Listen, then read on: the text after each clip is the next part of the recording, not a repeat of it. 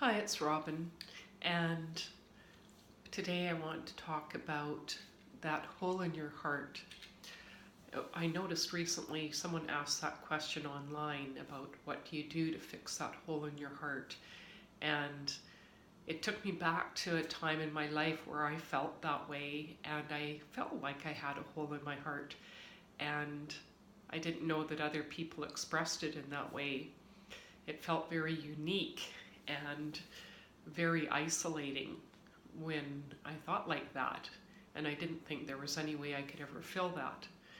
I didn't have a family that loved and supported me, and so I felt that without that, how could I really feel fully loved?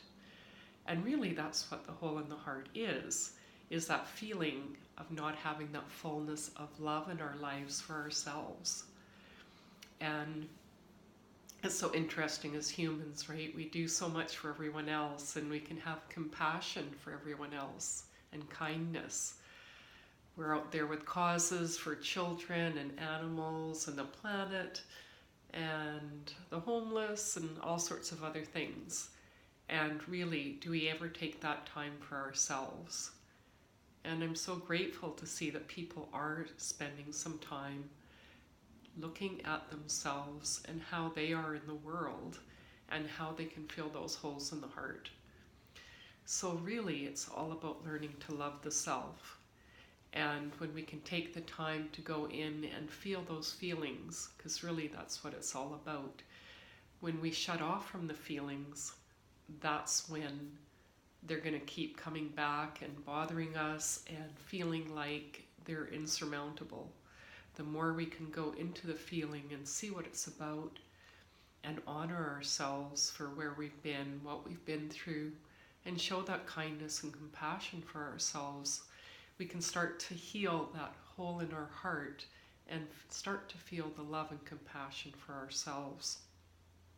And no matter where you start, it can take some time, and the more you surround yourself with people who love and honor you for who you are, and you love and honor you for who you are, and really take the time to go inward and see, what do I need for myself? What can I do right now for myself to love myself more, to be kind to myself more, to show some compassion for myself? The simplest things like allowing yourself to make mistakes. Perfectionism comes in with these places where we don't fully love ourselves. So when we make mistakes, learning to laugh at that. And I know that took me a long time to be able to do that. I had such a need to control because I didn't have that as a child, that making a mistake was very difficult because I would be ridiculed and everything else as a child. And so to allow myself to have some fun and say it's not the end of the world and actually laugh at myself was really healing for me, and was another piece of that filling that hole in the heart where I could truly love myself for who I was and what I was going through in the moment. So that's really where to start. And the other thing was the Training in Power course that I teach now, and what that did and what it has done over the years is more and more layers of looking at those patterns that came in from childhood, and also learning to love those parts of myself that I didn't think were lovable. And that all started with learning to really connect with my spirit and bring that into my everyday, because we're more than just a human. We are a spirit here in the human form.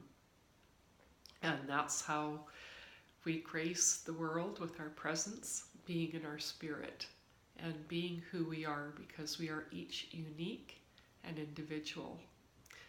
So wishing you lots of love and loving yourself, filling that hole in the heart, knowing that you are totally worth it and lovable, and hoping to see you soon and hear about some ways that you're taking care of loving yourself and accepting yourself in the world. Have a wonderful, beautiful day.